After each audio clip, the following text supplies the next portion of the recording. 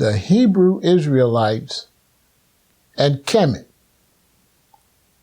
Let's talk about it.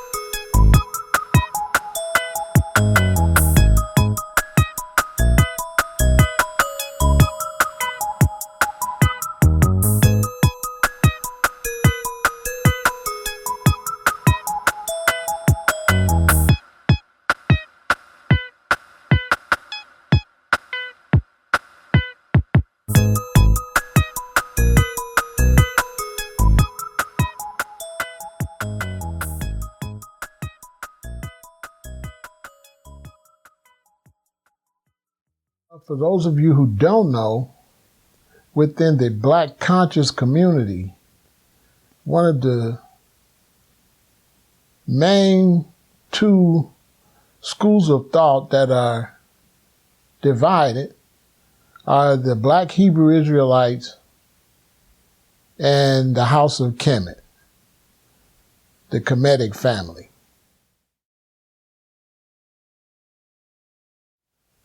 I'm going to show you why the division between the Black Hebrew Israelites and the Kemetic order is make-believe.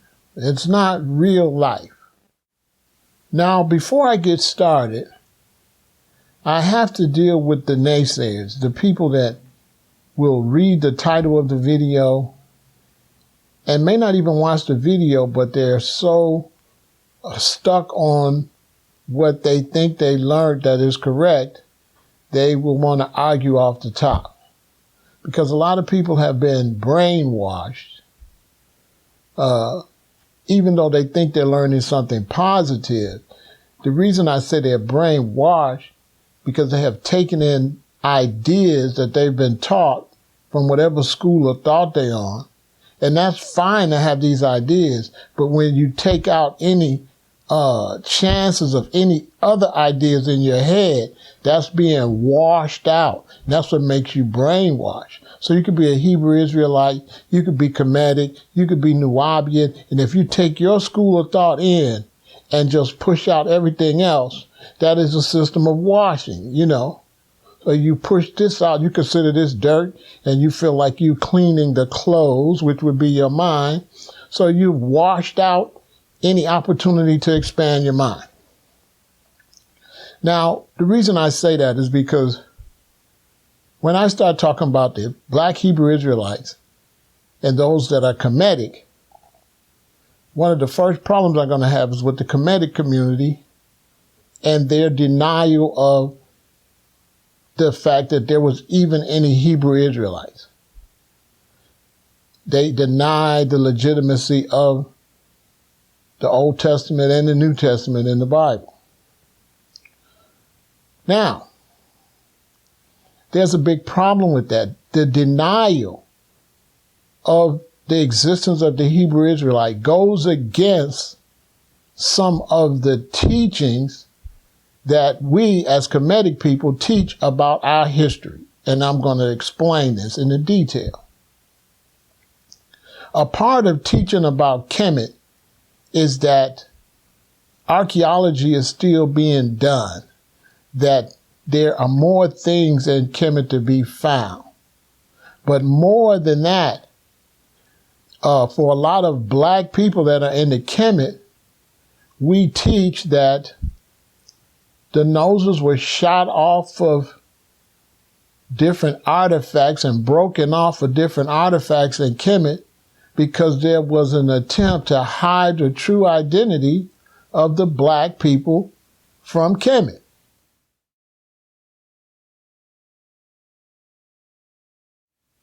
So we know that the Germans went in there and shot a lot of noses off of things and broke a lot of statues. We know that people went in there and repainted what they could paint, lightened up pictures. Okay? So we teach that, and as a part of the Kemetic order, we realize that if we didn't do some research now, there's a possibility that all that information would have been hid, and by the time we seen it, it could have all been whitewashed. Right?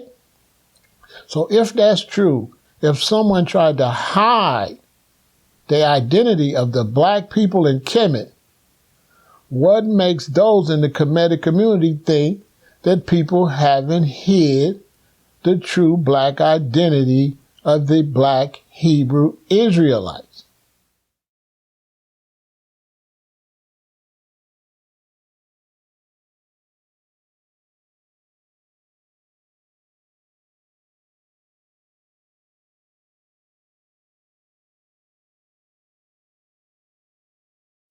Would they hide information about black Hebrew Israelites?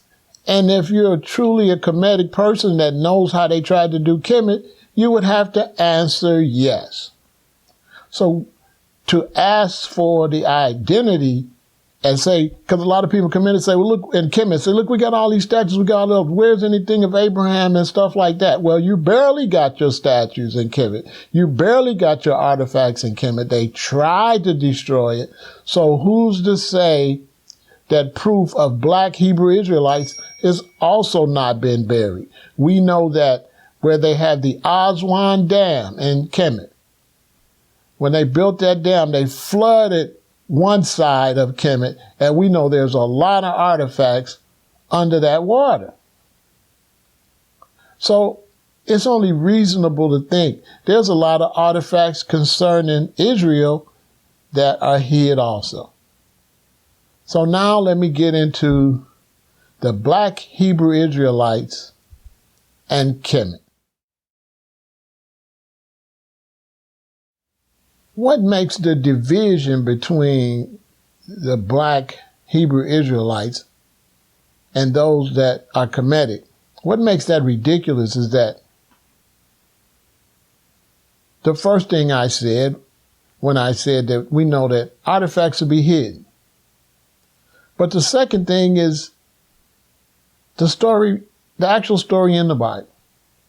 According to the Bible, Abraham had his first son by a Kemetic woman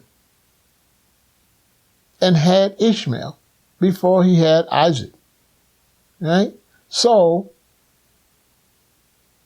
from the beginning of the story of Israel, there is a mix between the two nations. When Abraham slept with Hagar, the Egyptian helper that worked around the house, like a babysitter, like a maid. So you see the bloodline is mixed. Now I'm going to get back to that point when I get to the part about Israel living in Kemet. Now, the Hebrew Israelites, some kind of way, have this disdain. They don't like people that are Kemetic based on the Bible story of the Hebrew Israelites being in bondage in Kemet. That's also kind of fake, and it's also not true to them studying their own scripture, because the only reason they were in Kemet is because they took Joseph and put him in a hole. The 12 sons of Israel, 11 of them took, or however many went out. I don't know the facts on how many went out, but I know they was jealous of Joseph. And they went out and put Joseph in a hole. And I think a different nation found him, and then the Egyptians bought him from them. So the beginning of their story that connects them to Kemet is first Abraham sleeping with an Egyptian woman. Second, they sold their own brother. Sold their own brother. Put him in a hole. Really, they didn't even sell him. They left him for dead. I keep saying sell, but that's incorrect. They left Joseph for dead. In that hole, anything could have happened to him. He was lucky that somebody found him and that he was sold. But they just left him for dead. Okay? So my problem with Hebrew Israelites that read certain parts of what happened in Kemet and then hold this grudge with the new Kemetic people that are living now is that the beginning of your story start out with Hebrew Israelites being foul. They start out with Abraham not being able to have a baby by his own wife. He gets a Kemetic woman pregnant, and everything is fine until his wife has Isaac, and that's when he wants to throw the other baby out. That's not positive. That was negative. That was negative. He threw Ishmael out after he finally went on ahead and had a baby. That ain't positive. Then, later, when Jacob becomes Israel and has these sons, they leave their brother in a hole for dead. According to the scriptures, the brother ends up in Egypt. To make a long story short, the Pharaoh has these dreams. Joseph goes to the Pharaoh and said, that means a drought is coming. You should build some big silos and start saving food. According to the story, the Pharaoh saved a bunch of food. And from Joseph helping them, okay, because Joseph seen this coming and them having the ingenuity, they was able to put Joseph's vision and the ingenuity of the Kemetic people together as one. And then people didn't die because everybody would have died from the famine.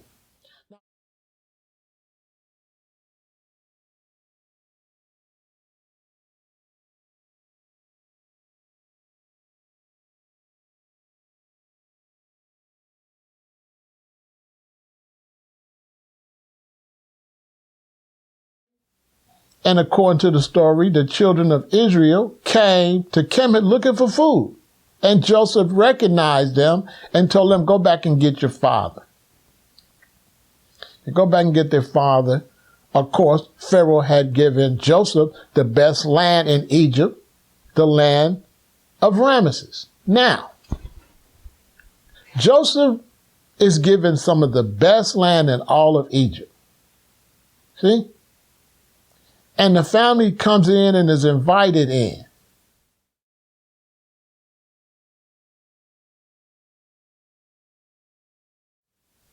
Now, I don't know why the Kemetic people from Kemet and the Hebrews don't bond on that part of the story. The Hebrews should bond on that part of the story because at that part of the story, there was love and unity. Okay? There was love and unity. They was brought in. They was taken care of. Nobody bothered them. All right? Nobody bothered them. Now, during this period where they're all getting along, they're living there in Kemet.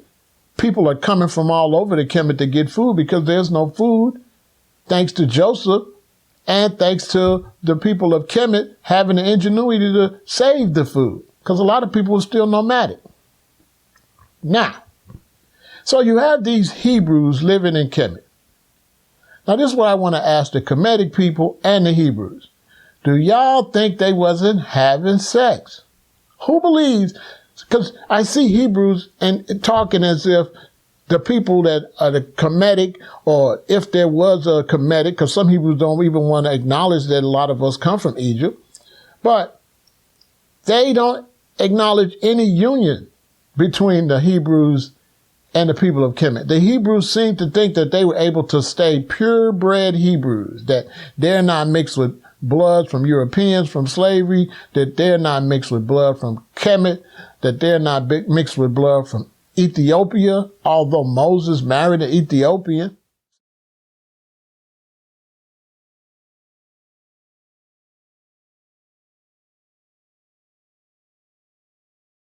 See? So this idea that you're a pure Hebrew and that you're a pure Kemetic, it's like saying that the blacks in Indiana and Gary, Indiana are pure Gary, Indiana blacks, and the blacks in Chicago are pure Chicago blacks, and they not meeting at clubs and brothers sleeping with women from Indiana and men from Indiana sleeping with women from Chicago. Now, some Hebrews say it was against the laws for us to mingle with other people. Abraham did it now. If the beginning of the Hebrew story starts with Abraham sleeping with the Egyptian woman, what the hell make you think that all them Hebrews and Kemet wasn't sleeping with Egyptian women, them Hebrew men, and that Egyptian men wasn't sleeping with Hebrew women? Now say both nations that was taboo, right? Today we got things are taboo, right? Do people abide by it? No.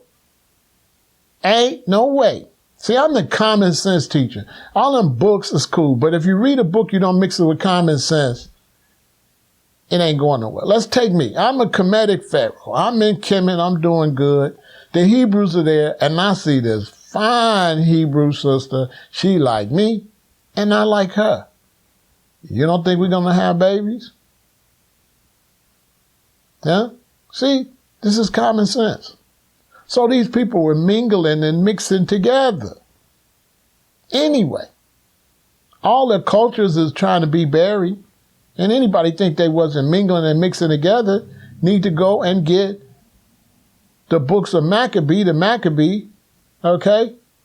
And read some of the books of Maccabee. And you'll see, okay?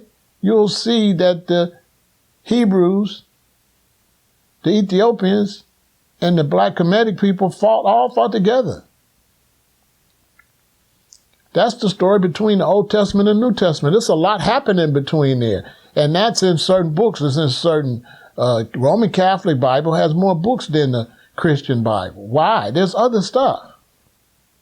The people that decided to put the books of the Bible together, they used to debate on which books, were real, authentic, and which ones were made up, because people were making up stories too. Some stories was real, some stories wasn't. And they did their best to try to find the most legitimate stories and put them together.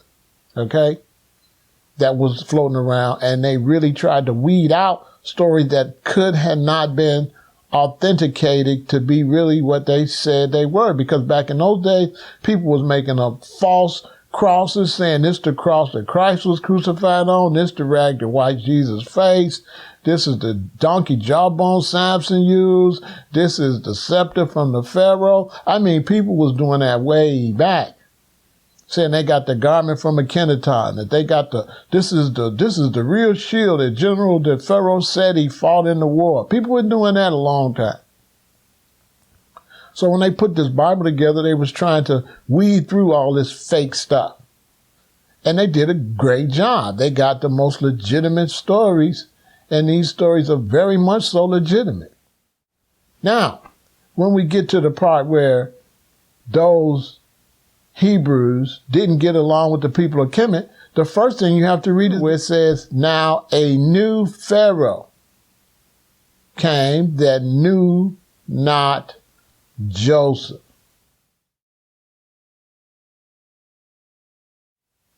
See? A new Pharaoh. And we know that people have not lined up history correctly, but those of us that study Kemet know that Ptolemy and them start coming in, and they start having all these European pharaohs, and we know the era with Cleopatra and that whole mess. So this new Pharaoh didn't even have to necessarily be a black Egyptian or a black Kemetic person. Or it could have been a black Kemetic person, because different people would come and have a different attitude. In other words, the black folks from the black Hebrew Israelites could have been living in Kemet and everything was good. And then they might have started doing good. And then a new Pharaoh get in there and he get on some xenophobia. Look at xenophobia. Right now, you have situations where blacks in South Africa are fighting against the Nigerians that have moved to South Africa and the Ethiopians that have moved to South Africa, and they setting each other on fire and shooting each other and stabbing each other right now. So at any time in these places, people could feel like, oh, it's too many of you on the land. It could be a new, different set of rulers that start promoting and egging on people to go against each other. Therefore, the eye won't be on them, that they not provide for anybody. There's a lot of reasons that people are sent off to start fighting against each other.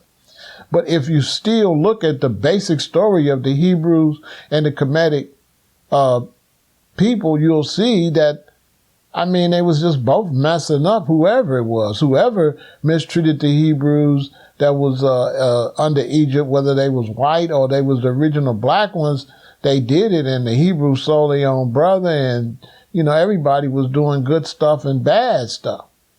So you just can't be a Hebrew and say, oh, you don't like, Kemet because you read on what happened, because, you sold your own brother. You put him in a hole. You put him in a hole to die. If he would have died, you probably would have died, because that famine probably would have came anyway, and everybody would have been messed up. Okay? This is one reason you got so many different shades in Kemet, because everybody came there at one period when that world drought came. At the time, you got to realize when people was created or survived after Atlantis, either way you want to do it, because I debate the creation. If it explains Atlantis, I know it does explain the Tower of Babel and Nimrod, but some stuff is left out. But anyway, if you look at it, it still had to be, so many people, and they spread and spread and spread and spread and spread.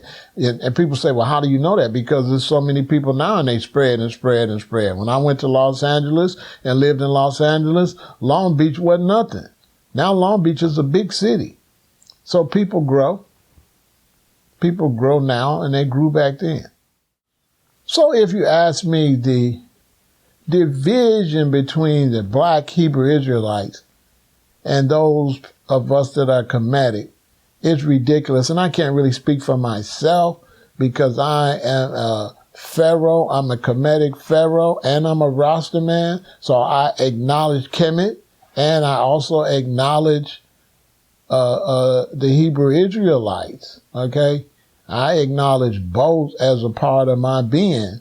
I don't really look at there being no big discrepancy. I think the discrepancy is false, and I think certain people are promoting discrepancies that are still theories, and I think they're doing it for the cause of keeping division. I think sometimes people like that us against them mentality, and so they get in these schools of thought, and they are really out to try to stay separate.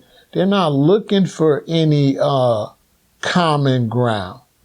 And that's a little weird. You have to say to yourself, especially black people, you have to say to yourself, anybody that's got like this same color skin, to be going out of your way looking for discrepancy gets crazy. So, I just wanted to break that down. If Abraham started out sleeping with a Kemetic woman, and then, everybody was getting along at one point, maybe we should focus on that. Because all the Kemetic people didn't have the same thought. The Hebrews want to just put all the Kemetic people together. But you got to understand that these new Kemetic people are only promoting one side of Kemet. They're only promoting Amen. They don't talk about the El-Aton and how the El-Aton had the sun as a symbol of one God, and that one God, when the sun shines, it shines on everybody, and that's a symbol of how the Almighty Creator is for everybody, rather than the Amen that believed everything was just specifically for their black asses. Amen always was corrupt, and that's a whole nother video for another day. The El-Aton was really truly the righteous way to go. because it started out with one thing, and then as time went in Kemet, dynasty after dynasty, they just got all confused and started dealing with all kind of fuckery. So that's why El-Aton had to come in and reestablish everything. But El-Aton, what El-Aton established, Abraham would agree with El-Aton. They both had the same God, that one God. The God of Abraham. They called it the God of Abraham because didn't nobody know who the God was. It really wasn't Abraham's God like he had it in his pocket. So El-Aton and Abraham was on the same beliefs. And later, people in these groups start thinking that God is only for them, that Allah is only for you if you're a Muslim, and Jehovah's only for you if you're a Hebrew, and Jesus is only for you. You got to believe in Jesus. I want to say, you Hebrew Israelites out there and you Kemetic people, y'all need to get together.